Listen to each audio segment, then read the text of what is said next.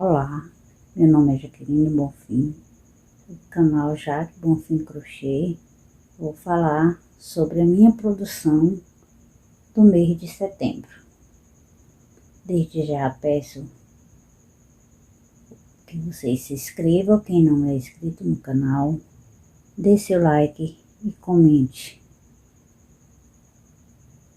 Obrigado desde já.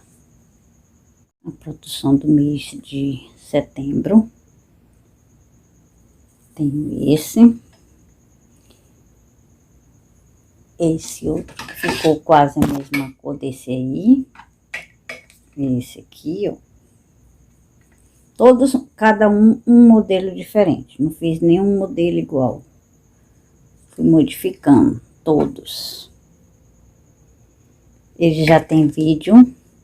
Eu só tô mostrando já a produção do mês de setembro e do projeto. Produção, mais essa aqui, a outra, essa,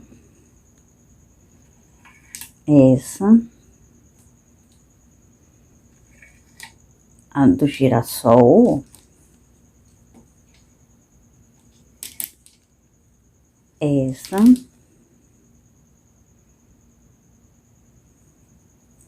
a branca, que eu até vesti para vocês verem, essa e essa.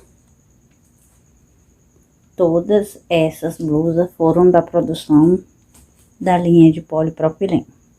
Me rendeu 12 cropped, ó.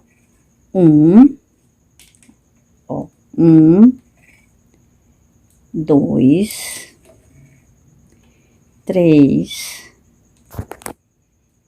quatro, cinco, seis, sete, oito, 9, 10, 11 e 12.